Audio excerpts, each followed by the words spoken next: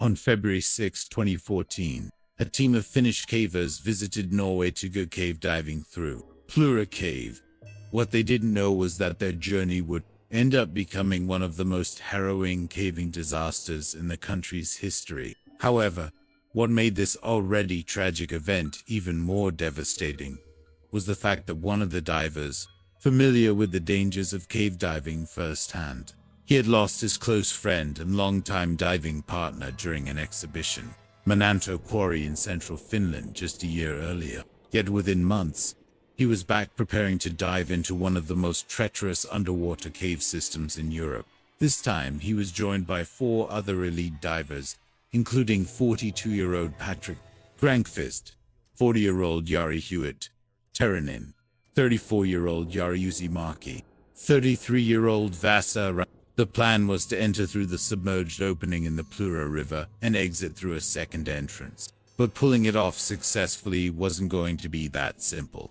Largely since Plura is the deepest known cave in northern Europe, the connection between the two entrances was also discovered only recently, so there wasn't much information on how to navigate it successfully either. This newly discovered route descended over 130 meters into pitch-black icy water, with brutal, cold and tight squeezes, further adding to its extreme difficulty. Even if everything went according to plan, the dive would have still taken 5 hours to complete, and in such brutal, unpredictable conditions, the margin for error was nearly zero. Any deviation from the carefully planned route, equipment failure, or a single tear in a dry suit meant a slow, freezing death. With all this in mind, the group went to the starting location on the 6th of February and cut a triangular hole in the ice to start their descent. But instead of diving all at once, the team split into 2 groups.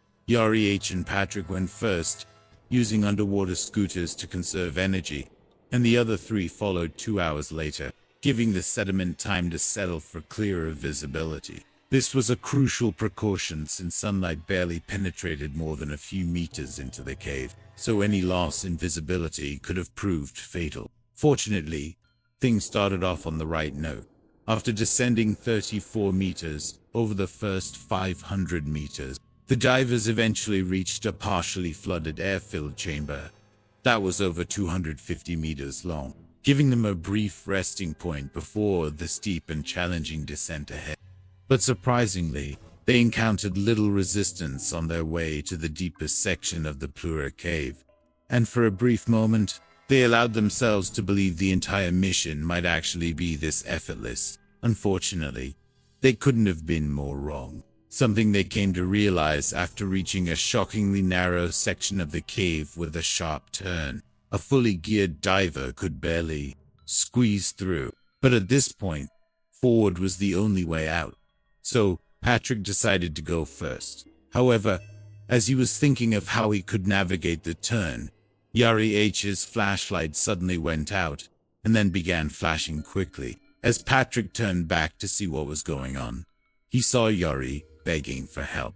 One of his bailout cylinders had gotten caught in the surrounding environment, preventing him from moving forward. Even worse was the fact that he was panicking, which at that depth is practically a death sentence. Patrick tried to calm him down, but there wasn't much he could do in that situation. The space was too tight, and one wrong move could rupture the suit or damage his gear. So, he decided to focus on the core issue at hand. He let go of his scooter and carefully swam back to shift the bailout cylinder a few meters forward, helping Jari free himself. But when he swam back to check on him, the situation had spiraled into something far worse. Jari's breathing regulator was somehow out of his mouth. Patrick put it back in as quickly as he could. Unfortunately, it was already too late. Jari's lungs were already full of water, ending his life in the process. With his friend's lifeless body floating in front of him, Patrick wanted to scream, but he couldn't. He had to stay calm, otherwise he was going to become the next victim of Plura's cold, indifferent depths. After taking some time to collect himself, Patrick checked his dive computer to see how long he'd have to stay submerged to avoid decompression, sickness, and to his horror, It flashed 400 minutes. This was a haunting increase from the 120 minutes he saw earlier. What was supposed to be a 5-hour dive was now going to take as much as 9, and staying there any longer would only increase this time even further. So, with no other option, Patrick turned away from his friend's body and began to swim towards the second entrance. Now, with no one else to keep him company, what he failed to realize was the second team was heading straight into the nightmare he'd left behind. Following the original plan, the remaining 3 divers set out exactly 2 hours after the first team. But as they descended to the deepest section, Vaza heard a distress signal coming from someone's diving equipment. Fearing the worst, he swam toward the sound, only to be greeted by the very outcome he was dreading. He saw his friend Yari's lifeless body blocking the narrow tunnel ahead. It was too much for him to even look at. Unfortunately, the narrow passage gave him no other choice.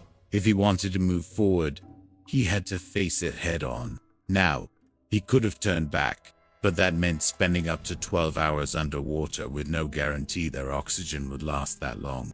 Yari Yu, who was just behind Vaza, came face to face with the same tragic situation. But unlike Vaza, he lost his composure almost immediately and began to panic.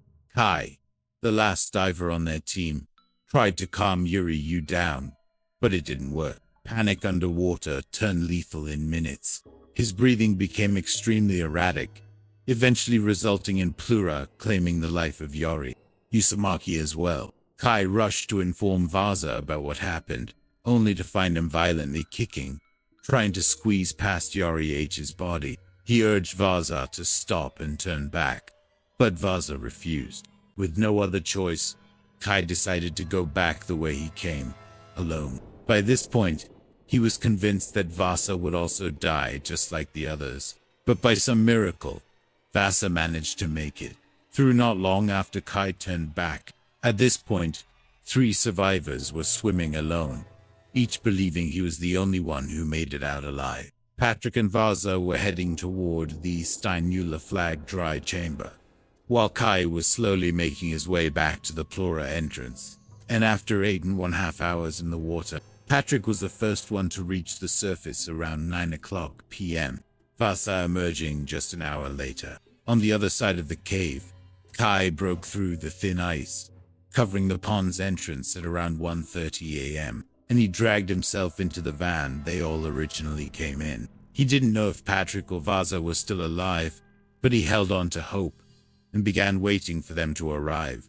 Fortunately, he didn't have to wait long. The 2 reached the van around 2 a.m., marking the end of their horrific journey through the underwater cave. But as terrifying as Plura was, it was far from the only cave to test the limits of human endurance.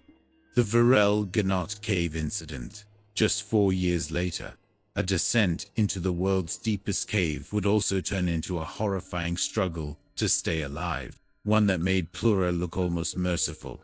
Varova Cave, hidden deep in the mountains of Abkhazia, plunges over 2,200 meters into the earth, and fewer people have reached its bottom than have ever been to space. So in September 2018, a team of Russian cavers, led by Pavel Demidov, decided to face this challenge hidden for a second time, because, as it turns out, they had already accomplished this feat just months earlier, when they not only reached the cave's bottom, but also measured its record-breaking depth. The only difference was that this time they were joined by 2 new faces: British cave photographer Robbie Shan and his assistant Jeff Wader. They had 2 goals: photograph the cave's extraordinary terrain, and also collect samples of possibly new species of shrimp and scorpion, both of which would help them study how life was able to sustain itself somewhere with absolutely no sunlight.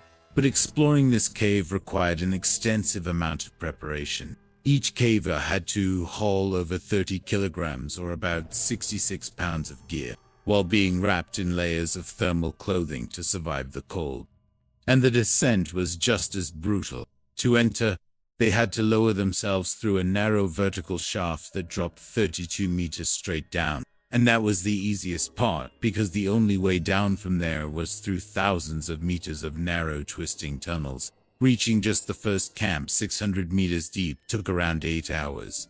Fortunately, this was also their first rest stop. You see, unlike most caves that can be explored in a single day, Bafana takes multiple days just to reach the bottom. So, the previous cavers had to set up 6 underground camps where explorers could dry off, eat, rest, and mentally prepare themselves for crawling through mud and water, squeezing their bodies through awfully narrow passages, all while risking hypothermia due to the cave's near freezing temperature. Luckily, things were on schedule for Pavel and his group, and after 4 days of brutal descent, they finally reached the deepest camp. The plan was to stay there for over a week, explore the deepest tunnels, and photograph the surreal turquoise lake at the cave's end.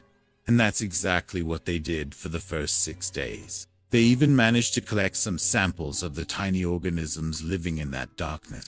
However, this calm and peaceful exploration came to a sudden crashing halt on day 7, and the first ones to face this upcoming disaster were Roman and Natalia, 2 team members who had left just over a day earlier to catch a flight. After a deafening roar, thousands of lures of water came crashing into the cave, flooding it without warning. They immediately contacted the rest of the team at the bottom through a cable line that was installed earlier.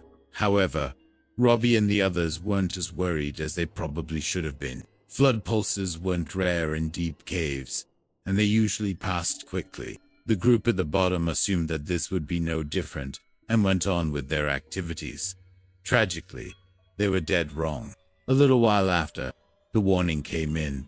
Water exploded from a chasm just meters from their camping spot and began filling the camp.